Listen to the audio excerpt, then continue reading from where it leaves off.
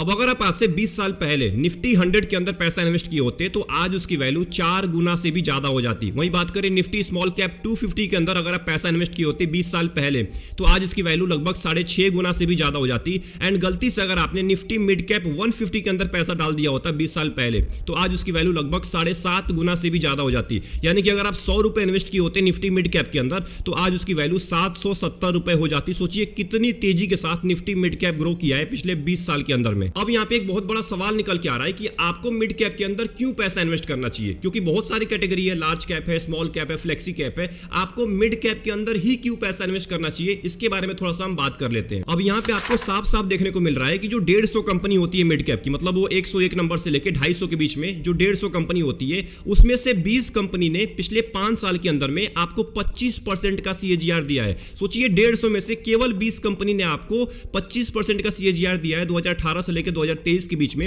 यहीं पे सेंसेक्स ने केवल आपको 12% का रिटर्न दिया है, मतलब कि सेंसेक्स के मुकाबले आपको 2 गुना रिटर्न दिया है उन 150 में से केवल 20 कंपनी ने। अब यहाँ पे अगर हम मिड कैप के ग्रोथ पोटेंशियल के बारे में बात करें तो 2008 से लेकर 2019 के बीच में मिड कैप ने आपको केवल 5.5% का ही रिटर्न दिया है, बट 2019 से लेकर 2023 के बीच में आपको 31% का रिटर्न मिला है। मतलब कि 10 साल के अंदर में केवल 5.5% का रिटर्न दिया था, बट पिछले 5 साल के अंदर में इसने आपको 31% का रिटर्न दिया है। एंड अगर आप मिड कैप के अंदर पैसा इन्वेस्ट करते हैं तो आपको बहुत ही यूनिक इंडस्ट्री मिलती है, जैसे एग्रीकल्चर हो गया, हेल्थ केयर हॉस्पिटल हो गए, डिफेंस मैन्युफैक्चरिंग हो गया, IT सेक्टर हो गया, इंडस्ट्रियल प्रोडक्ट हो गए, इंडस्ट्रियल मैन्युफैक्चरिंग हो गई। अब ये जो ग्रोइंग सेक्टर है ना, जो आगे जाके बहुत ही बूम कर सकते हैं, इनके अंदर आपके मैक्सिमम पैसे को डाला जाता है मिड कैप के अंदर। अब इसी मिड कैप के एक बेहतरीन म्यूचुअल फंड के बारे में आज हम बात करने वाले हैं, जो अपने पूरे कैटेगरी के अंदर में सबसे ज्यादा रिटर्न दिया है। पिछले 1 साल की बात करूं या पिछले 10 साल की बात करूं, इससे ज्यादा रिटर्न देने वाला कोई भी मिड कैप का म्यूचुअल फंड नहीं है। इसका नाम है Motilal Oswal mid cap mutual fund. अगर बात करें एसेट अंडर मैनेजमेंट की तो अभी के टाइम पे 22,000 करोड़ को क्रॉस कर चुका है। मतलब कि अभी के टाइम पे लोग भर भर के पैसा इन्वेस्ट कर रहे हैं मोतीलाल ओसवाल मिड कैप के अंदर। इसका जो बेंचमार्क है वो है निफ्टी मिड कैप 150, जो मैंने आपको शुरू में दिखाया था।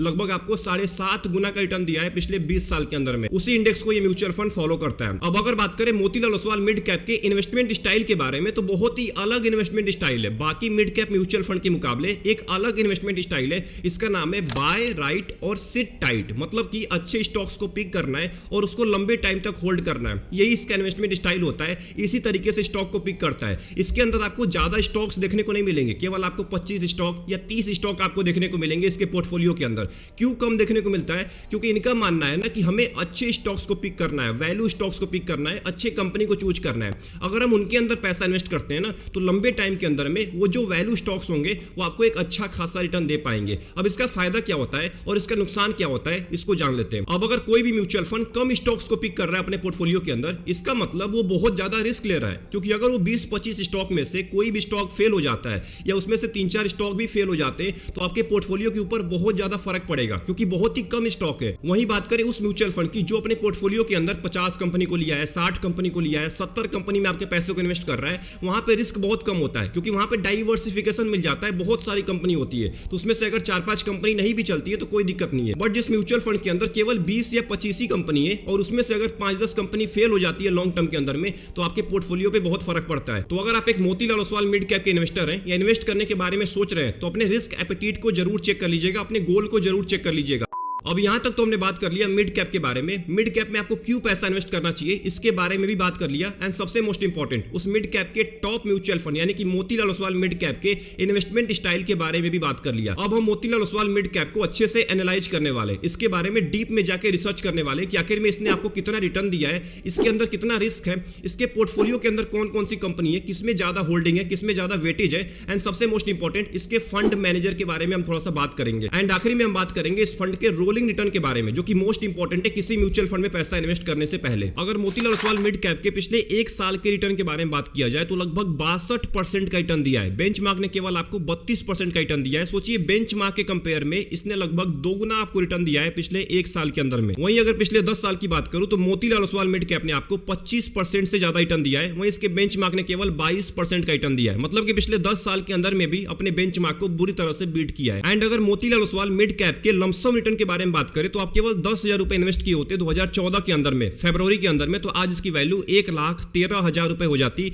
यानी कि लगभग आपको 25% का रिटर्न दिया है पिछले 10 साल के अंदर में। एंड यहाँ पे सबसे मोस्ट इंपॉर्टेंट, अगर हम मोतीलाल ओसवाल मिड कैप के रैंकिंग के बारे में बात करें, मतलब कैटेगरी में कितने पे रैंक कर रहा है अभी के टाइम पे, तो 1 नंबर पे आपको मैक्सिमम टाइम रैंक करता हुआ नजर आ रहा है। अगर 10 साल की बात करूं तो 1 नंबर पे आज भी रैंक कर रहा है 21 नंबर में से, 5 साल में भी 1 नंबर पे रैंक कर रहा है, एंड पिछले 1 साल में भी अभी के टाइम पे 1 नंबर पे ही रैंक कर रहा है। एंड अगर हम इसके एसआईपी रिटर्न के बारे में बात करें तो आप केवल 1,000 रुपए के एसआईपी स्टार्ट किए होते 2014 के अंदर में, तो आज इसकी वैल्यू 4,68,000 रुपए हो जाती, यानी कि लगभग आपको 25.5% का रिटर्न एसआईपी के अंदर भी मोतीलाल ओसवाल मिड कैप ने दिया है। एंड अगर बात करें मोतीलाल ओसवाल मिड कैप के रिस्क रेशियो के बारे में, तो स्टैंडर्ड डिविएशन अभी के टाइम पे 15.5 से भी ज्यादा है। मैं आपको पहले ही बोल चुका हूं कि इसके अंदर बहुत रिस्क होता है, क्योंकि कंपनी बहुत कम है तो रिस्क बहुत ज्यादा रहेगा लंबे टाइम के अंदर में, तो आपको वॉलिटिलिटी देखने को मिल सकती है। बीटा इसका अच्छा है, 1 से बहुत ज्यादा कम है। शार्प रेशियो के बारे में बात करें तो बहुत ज्यादा है, इसका मतलब आपको रिस्क एडजस्टेड रिटर्न बहुत ही अच्छा खासा मिलने वाला है। एंड अगर मोतीलाल ओसवाल मिड कैप के पोर्टफोलियो के बारे में बात करें तो अभी के टाइम पे इक्विटी के अंदर 99% आपके पैसे को इन्वेस्ट किया जाएगा, जिसमें से केवल 27 कंपनी होने वाली है। केवल 27 कंपनी, मैं आपको पहले भी बोल चुका हूं कि केवल ये 25 से लेकर 30 कंपनी में ही आपके पैसे को इन्वेस्ट करते हैं। अगर बात करें तो लार्ज कैप में 10% कंपनी है, मिड कैप की बात करें तो 12% कंपनी है,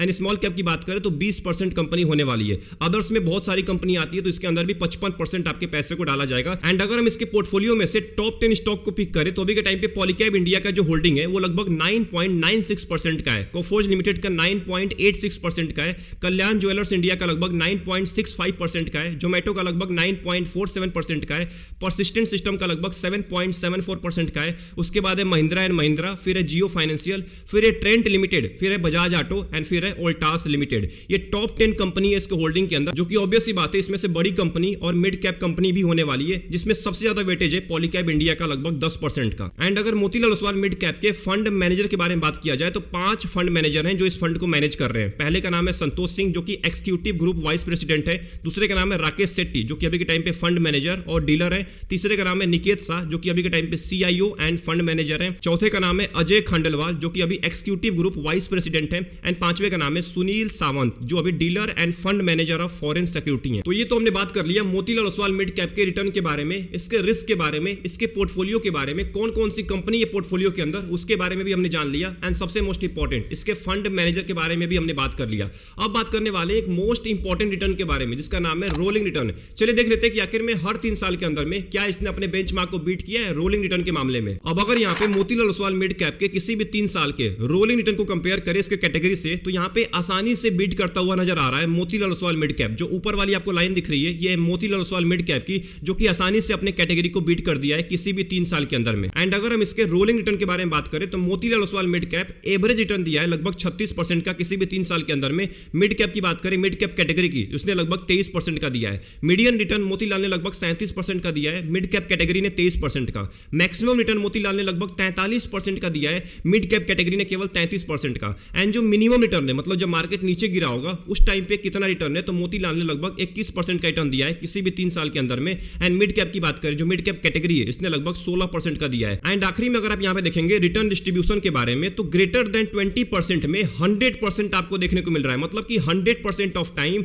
20% से ज्यादा रिटर्न दिया ही दिया है, मतलब कि कभी भी इसने 20% से कम रिटर्न नहीं दिया है किसी भी 3 साल के अंदर में। वहीं मिड कैप कैटेगरी की बात करें तो इसने 15 से लेकर 20% के बीच में 15% ऑफ टाइम रिटर्न दिया है, और ग्रेटर देन 20% में लगभग आपको 84% का दिख रहा है। बट मोतीलाल ने 100% ऑफ टाइम 20% से ज्यादा रिटर्न दिया ही दिया है किसी भी 3 साल के अंदर में। तो अगर आपने यहां तक वीडियो वॉच कर लिया है और इस पूरे एनालिसिस को ध्यान से वॉच किया है, तो आपको एक बात जरूर समझ में आ गया होगा कि Motilal Oswal mid cap return देने में बहुत ही आगे, बहुत ज्यादा रिटर्न दे रहा है अपने कैटेगरी एवरेज के मुकाबले, अपने बेंचमार्क इंडेक्स के मुकाबले बहुत आसानी से बीट कर रहा है। क्यों बीट कर रहा है? क्योंकि इसके अंदर स्टॉक्स बहुत ज्यादा कम है, मतलब कि कंपनी बहुत ज्यादा कम है। अब वो जब ग्रो करती है ना तो बहुत ज्यादा रिटर्न देती है, बट एक बात का ध्यान रखिएगा, जब वो नीचे गिरेंगी ना तो आपका एक बहुत बड़ा लॉस भी हो सकता है। इसीलिए बहुत ही ज्यादा रिस्की फंड है, पूरे के पूरे मिड कैप कैटेगरी के अंदर बहुत रिस्की फंड है। इन्वेस्ट करने से पहले अपने रिस्क को जरूर चेक कर लीजिएगा। आपका गोल क्या है? क्या आपके गोल के लिए म्यूचुअल फंड बना हुआ है कि आप केवल दूसरों को देख के पैसा इन्वेस्ट कर रहे हैं? ये आपको देखना पड़ेगा, क्योंकि मैक्सिमम लोग अभी के टाइम पे मोतीलाल ओसवाल मिड कैप के अंदर दूसरों को देख के पैसा इन्वेस्ट कर रहे हैं, या कहीं से वीडियो वॉच कर लिया, वहां से जाके पैसा इन्वेस्ट कर दिया। मैं आपको बिल्कुल भी रिकमेंड नहीं करूंगा कि ये म्यूचुअल फंड सबके लिए बना हुआ है। इन्वेस्ट करने से पहले थोड़ा सा अपने रिस्क के बारे में, अपने गोल के बारे में रिसर्च कर लीजिएगा, तभी आपको इस म्यूचुअल फंड में पैसे डालने। नहीं तो बहुत सारे मिड कैप के म्यूचुअल फंड है, अच्छे म्यूचुअल फंड है, जहां पे आप लॉन्ग टर्म के लिए पैसा इन्वेस्ट कर सकते हैं। तो आई होप आपको ये पूरी वीडियो पसंद आई होगी, ये पूरा का पूरा एनालिसिस पसंद आया होगा। अगर आपको ये एनालिसिस पसंद आया तो वीडियो को लाइक कर दीजिएगा एंड चैनल को जरूर सब्सक्राइब कर लीजिएगा। मिलते हैं एक और इंपॉर्टेंट वीडियो में, तब तक के लिए अपना ध्यान रखिए। Best of luck, take care.